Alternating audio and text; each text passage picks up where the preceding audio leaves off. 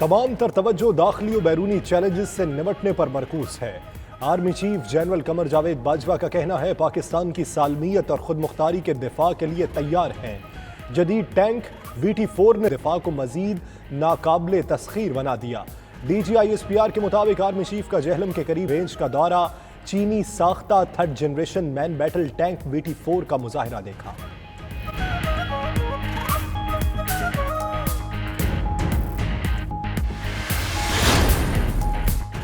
नवाज शरीफ की हाजिरी चाहिए, हुकूमत जैसे चाहे यकीनी बनाए। इस्लामाबाद हाई कोर्ट के रिमार्क्स। कहा, हुकूमत ने नवाज शरीफ का नाम ECL से निकाला।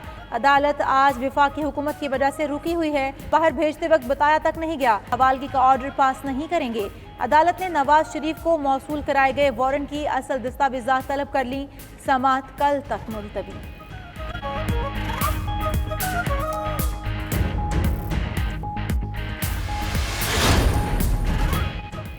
एवेंफील्ड रेफरेंस मरीम नवाज का कल इस्लामाबाद हाई कोर्ट में पेश होने का फैसला।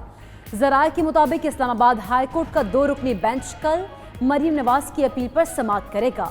नवाज शरीफ, मरीम नवाज, कैप्टन रिटायर्ड सफदर की अपीलों पर समाअत कल होगी।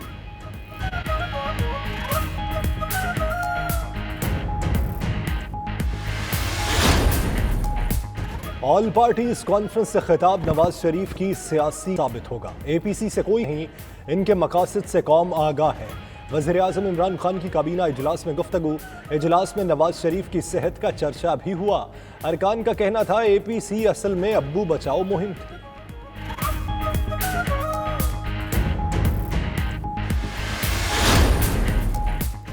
नवाज शरीफ की डॉन लीक्स वाली टीम पार्टी पर मुकम्मल तौर पर हावी हो चुकी।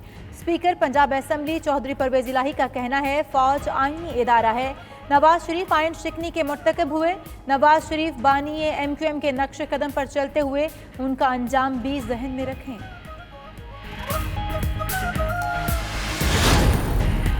केस में शहबाज शरीफ के लिए रिलीफ। लाहौर हाई कोर्ट ने अबूरी जमानत में 24 सितंबर तक तौसी कर दी। शहबाज शरीफ ने अदालत में बयान दिया, बतौर वज़ीर आला किए फैसलों से फैमिली को हुआ। मीडिया से गैर रस्मी गुफ्तगू में कहा वो आर्मी चीफ से मीटिंग में मौजूद थे। खबर अगर पब्लिक हो गई है तो इससे इनकार नहीं कर सकते। मजीद बोले कि वो अंदर हों या बाहर, APC के फैसलों पर अमल होगा।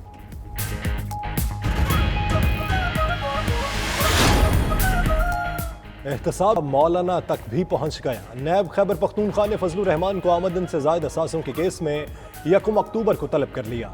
उधर फजलुर रहमान का कहना है अभी नोटिस नहीं मिला। फजलुर रहमान ने बिलावल भुट्टो से मुलाकात भी की।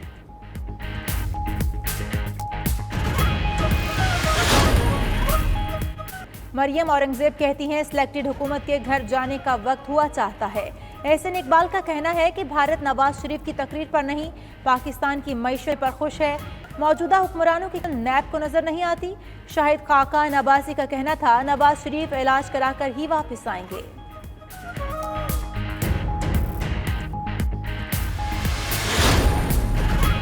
छठी, 7वीं और 8वीं जमातों के तलबा और तालिबात कल से स्कूल जाएंगे। NCO से इजलास में मंजूरी के बाद वजीर तालीम शफकत महमूद की प्रेस कॉन्फ्रेंस। फैसल सुल्तान बोले 1 हफ्ते में केसेस में तब्दीली नहीं देखी गई। उधर फैसले के मुतालिक पंजाब और खैबर पख्तूनख्वा में मिडिल क्लासेस कल से खोलने का ऐलान। सिंध हुकूमत 28 सितंबर से क्लासेस शुरू करने के फैसले पर कायम।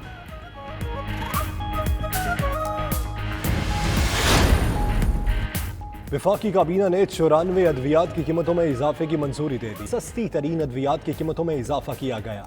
3 से 4 इकसाम की वैक्सीन अद्वियात की कीमतें भी बढ़ेंगी। काबीना इजलास में चेयरमैन और मेंबर ओगरा की तायुनाती मौखर।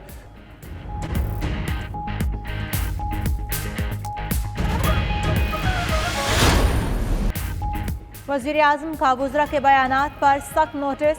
गैर ज़रूरी बयानबाजी से रोक दिया। ज़राए के मुताबिक इमरान खान ने काबीना इजलास में कहा कोई वज़ीर फजूल बात ना करे, वज़ीर की कोई ज़ाती राय नहीं होती। इजलास में असद उमर की 2 वुज़रा से नोक झोंक।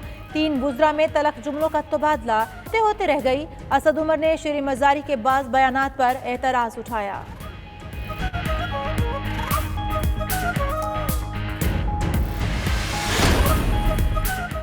पाक चीन दोस्ती को नई बुलंदियों पर पहुंचाने वाले याओ जिंग के लिए पाकिस्तान का आला सिविल एजाज।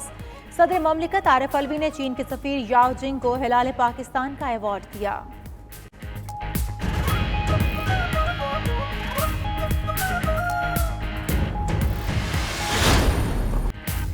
سربیا کے نوواک جوکووچ نے 5ویں بار روم اوپن ٹینس ٹورنامنٹ جیت لیا۔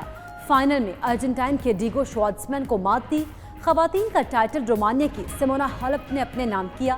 چیک ریپبلک کی کیرولینا پلسکووا انجری کے باعث فائنل میں کھیل جاری نہ رکھ سکی۔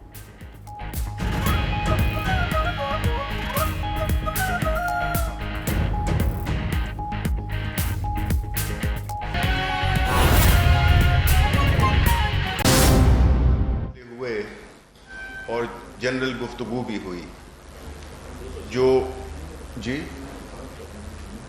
کچھ کہا اچھا جو بنیادی جو آئٹمز تھے اس میں ایک تو جو آپ کو پتہ ہے کہ جس طرح کے یہ ریپ کے واقعات ہو رہے ہیں تو پرائم منسٹر صاحب تو اس کے بارے میں بہت کلیئر ہیں اور مختلف سزاؤں پہ ڈسکشن بھی ہو رہی ہے، لیکن فیصلہ یہی کیا گیا کہ اس کو چونکہ مختلف حوالوں سے اس قانون کو دیکھا جانا چاہیے، گو کہ اس میں کوئی شک نہیں ہے کہ جو ہمارا جو بھی قوانین ہیں وہ اسلام کی روح کے مطابق ہونے چاہیے، لیکن اس میں جو آج کل کی جو بھی حقیقتیں ہیں ان کے مد نظر ایسی قانون سازی کی جائے جس میں کہ مجرمان جو اس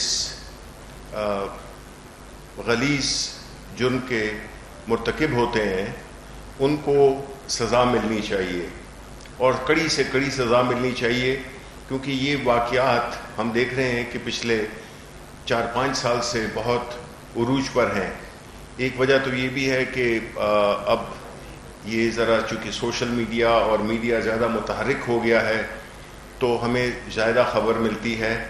ہو سکتا ہے کہ یہ جو مکروہ جرم ہے یہ بہت عرصے سے ہمارے معاشرے میں ہو، تو اس کے لیے ایک بل تو اس پہ تو ڈسکشن ہوئی جو کہ ہمارے بیرسٹر شہزاد اکبر صاحب نے وہ کیا، مجوزہ جو بل تھا وہ تھا anti rape investigation and prosecution.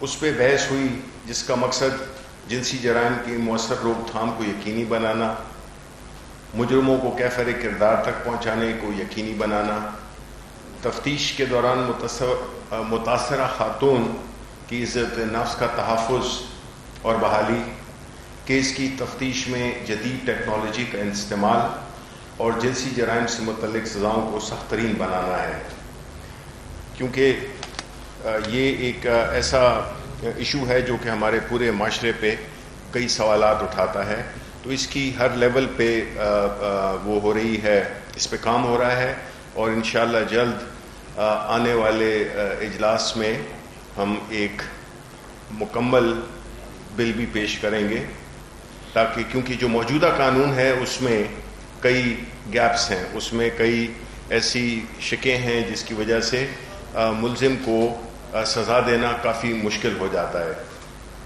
اس کے علاوہ پاور سیکٹر پہ تفصیلی گفتگو ہوئی، جیسا کہ آپ جانتے ہیں کہ ہمارے ملک میں جو ہمارا انرجی سیکٹر ہے، اور جس طرح پرائم منسٹر صاحب نے کہا بھی کہ ان کے جو سب سے پرائیورٹی رکھنے والے 2 ایشوز ہیں تو بہت سے، لیکن اگر ان میں سے اگر ترتیب دیا جائے جو کہ ملک کو اس وقت انہوں نے ملک کو اپنی حصار میں لے رکھا ہے تو وہ ہے ایک تو انرجی سیکٹر اور دوسرا FBR۔